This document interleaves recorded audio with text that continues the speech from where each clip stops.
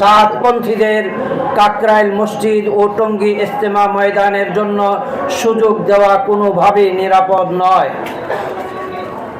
অন্যথায় 24 ঘন্টার নোটিশে ঢাকা অচল হওয়ার সমূহ সম্ভাবনা রয়েছে।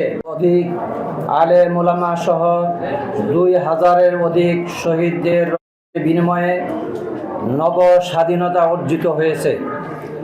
এই আত্মত্যাগের বিনিময়ে অর্জিত রক্তের উপর প্রতিষ্ঠিত নতুন বাংলাদেশে আমাদের আস্থার প্রতীক অন্তর্বর্তী সরকারের প্রধান উপদেষ্টা ও উপদেষ্টা মণ্ডলী এবং সমন্বয়কগণের অক্লান্ত পরিশ্রমে নতুন বাংলাদেশ গড়ার স্বপ্ন বাস্তবায়ন হতে চলেছে।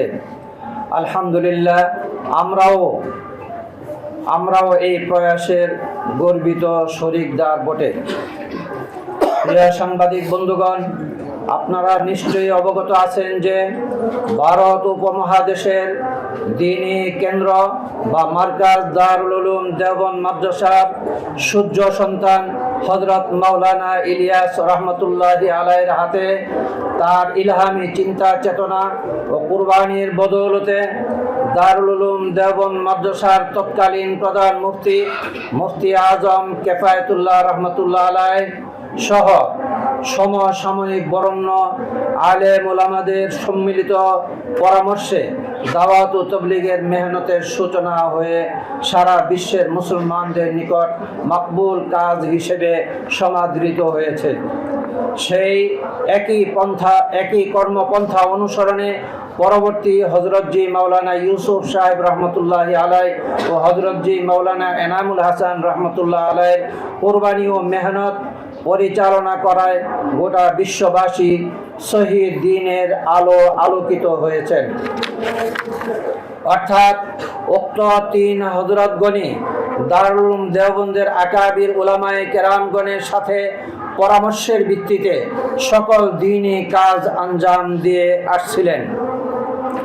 কিন্তু দুঃখজনক হলেও সত্য যে বিগত কয়েক বছর যাবৎ দাওয়াত ও তাবলীগের তৎকালীন বিশ্ব মার্কাজ দিল্লির নিজামুদ্দিনের জনাব মাওলানা সাদ সাহেব নিজেকে স্বঘোষিত আমির ঘোষণা দিয়ে পরবর্তীতে দাওয়াত ও তাবলীগের শীর্ষস্থানীয় মুরব্বীগণ দারুল উলুম দেওবন্দের উলামায়ে কেরাম নিজের উস্তাদগণের এমনকি পিতার উস্তাদগণের বিরুদ্ধাচরণ করে পবিত্র কুরআন ও সুন্নাহর বিরোধী মন গড়া অপব্যাখ্যা দিয়ে নবী রাসূল সাল্লাল্লাহু আলাইহি ওয়াসাল্লাম ও সাহাবায়ে কেরামগণের শানে মিথ্যা বেয়াদবিমূলক বয়ান ও বক্তব্য প্রদান করেই যাচ্ছেন। এই বিষয়ে দারুল উলুম দেওবন্দ সহ সমগ্র বিশ্বের শীর্ষস্থানীয় উলামা মাশায়েখগণ মাওলানা সাহেবকে তার বিভ্রান্তিমূলক বক্তব্য প্রদান থেকে সরিয়ে আনার জন্য বারংবার আপ্রাণ চেষ্টা চালিয়েও ব্যর্থ হয়েছেন। তিনি দারুল উলুম দেওবন্দের ফতোয়াকে উপেক্ষা করে কোনো ভিনদেশী ষড়যন্ত্রকে বাস্তবায়নের অপচেষ্টা করে যাচ্ছেন।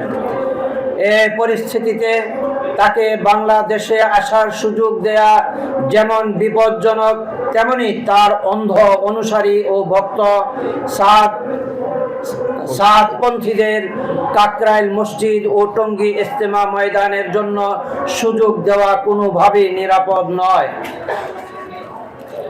কারণ 2018 সালের 1 ডিসেম্বর টঙ্গী ইজতেমা ময়দানে তাবলীগের জোরের প্রস্তুতিমূলক কাজে অংশগ্রহণকারী দাওয়াত ও তাবলীগের সাথী ও মাদ্রাসার নিরীহ ছাত্র ও শিক্ষক ও ছাত্রদের উপর হত্যার উদ্দেশ্যে সাতপন্থীরা নৃশংস হামলা চালিয়েছে এবং 2 জন তাবলীগের সাথী তাদের হামলায় মৃত্যুবরণ করেন। শুধু তাই নয়, শত শত ছাত্র শিক্ষক সাথী মাথা হাত পায়ে মারাত্মক আঘাতপ্রাপ্ত হয়ে হাসপাতালে ও ঘরে কাতরাচ্ছে। অন্যদিকে সাতপন্থী নিজেদের অপরাধ ঢাকার জন্য আক্রান্তদের বিরুদ্ধে মিথ্যা মামলা করে যাচ্ছে। তারাই আবার নিজেদের স্বরূপ উন্মোচনের ভয়ে গত 6 নভেম্বর 2024 জাতীয় প্রেস ক্লাবে সাংবাদিক সম্মেলনে নির্লজ্জ মিথ্যাচারের মাধ্যমে পূর্বে তাদের কৃত সকল অপকর্মেও দায়ভার উলামাপন্থী সাথীদের উপর চাপানোর অপচেষ্টা চালিয়েছে।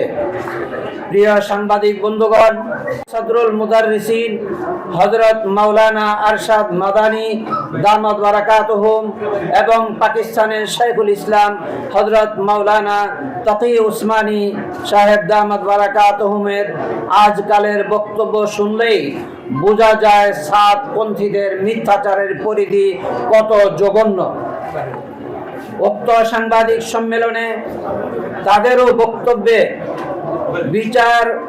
বিচারক মণ্ডলীর সিদ্ধান্ত এই চূড়ান্ত সিদ্ধান্ত বলে বিবেচিত হবে মর্মে যে বক্তব্য প্রচার করেছে, তাতে যদি তারা অটল থাকে তাহলে উপরোক্ত হযরতগণের আজকালের বক্তব্য ও অবস্থান লক্ষ্য করলেই প্রমাণিত হবে যে সাতপন্থীদের বক্তব্য ও অবস্থান ভ্রান্ত। কারণ উক্ত দুই হযরতই দারুল উলুম দেওবন্দের ফতোয়ার উপর অটল অবিচল রয়েছেন।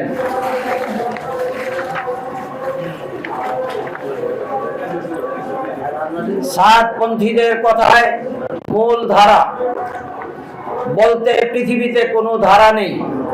তাবলীগের এই মেহনতের কাজ উলামায়ে কেরাম, উলামায়ে দেওবন্দের সূর্য সন্তান হযরত মাওলানা ইলিয়াস রাহমাতুল্লাহি আলাইহি শুরু করেছেন। এখনো হক্কানি উলামায়ে কেরামগণই এই মকবুল কাজের আঞ্জাম দিয়ে যাচ্ছেন। তারাই দাওয়াত ও তাবলীগের মূল ধারা, এর বাইরে কোনো ধারা নেই। দাওয়াত ও তাবলীগের মেহনতে কোনো বৈষম্যের স্থান নেই। কারণ বৈষম্য শব্দের অর্থ হলো সব অধিকার থেকে বঞ্চিত হওয়া।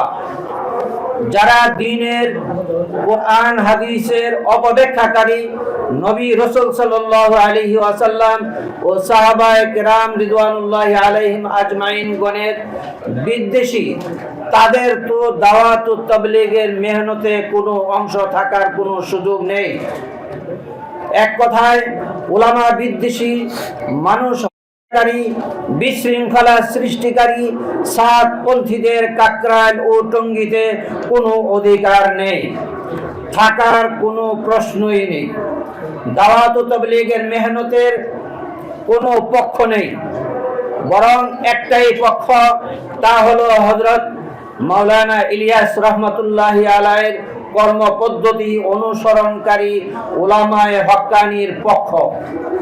প্রিয় সাংবাদিক ভাইরা, বিগত ফ্যাসিস্ট সরকারের আমলে যারা দুর্নীতিবাজদের তেল মর্দন করে মদদ দিয়েছে, ভোটারবিহীন নির্বাচনে ফ্যাসিস্ট হাসিনা দলীয় কর্মী হিসাবে মাঠে ময়দানে কাজ করেছে, আজকে প্রায় 60-এর অধিক আলেম উলামা সহ 2000-এর অধিক শহীদানের রক্তের বিনিময়ে অর্জিত উপর প্রতিষ্ঠিত নতুন বাংলাদেশ আমাদের আস্থার প্রতীক।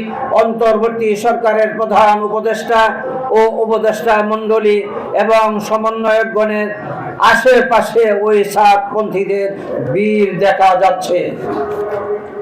প্রিয় সাংবাদিক বন্ধুগণ, আমরা আপনাদের মাধ্যমে সরকারের গুরুত্বপূর্ণ ব্যক্তিদের পরিষ্কার বলে দিতে চাই, পতিত ফ্যাসিস্ট সরকারের আমলে সুবিধাভোগী মতলববাজদের কোনো ষড়যন্ত্রমূলক পরামর্শে কান দেওয়া যাবে না।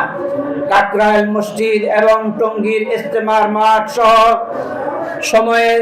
সব সময়ের জন্যই উলামা বিদ্বেষী সাতপন্থী মুক্ত রাখতে হবে। প্রিয় সাংবাদিক ভাইয়েরা, দেশ এখন একটি সংকটকাল অতিক্রম করছে। দেশবাসী আলোর মুখ দেখার প্রহর গুনছে। সরকার দেশবাসীকে একটি শান্তির দেশ উপহার দেওয়ার আপ্রাণ চেষ্টা করে যাচ্ছেন। এই অবস্থায় সাতপন্থীদেরকে নতুন কোন ষড়যন্ত্রের মাধ্যমে অনাকাঙ্ক্ষিত পরিস্থিতি সৃষ্টির সুযোগ দেওয়া যাবে না।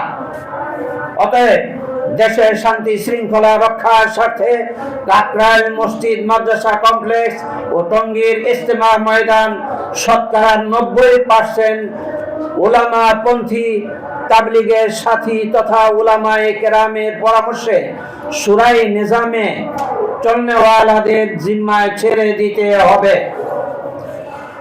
গত 5ই নভেম্বরের মহাসমাবেশের ঘোষণাপত্রের দাবিও এমনটি ছিল। অন্যথায় 24 ঘন্টার নোটিশে ঢাকা অচল হওয়ার সমূহ সম্ভাবনা রয়েছে। আমরা সারা দেশবাসীকে নিয়ন্ত্রণের ক্ষমতা রাখি না। প্রিয় সাংবাদিক বন্ধুগণ, আমরা লক্ষ্য করছি গত কয়েকদিন আগে গুটি কয়েক সন্ত্রাসী সাতপন্থীদের সংবাদ সম্মেলন মিথ্যাচারে ভরা পাগলের প্রলাপ মনে হয়েছে। সমাধানের পথ একটি খোলা আছে। তওবা করুন, আপনাদের আমিরকে তওবা করান, দ্বীনের সহি পথে ফিরে আসুন, সংঘাত নয় শান্তির পথে চলতে শিখুন। প্রিয় সাংবাদিক বন্ধুগণ, আজকের এই গুরুত্বপূর্ণ সংবাদ সম্মেলনে আপনারা সময় দিয়ে উপস্থিত থাকার জন্য আমরা অসংখ্য ধন্যবাদ জানাচ্ছি।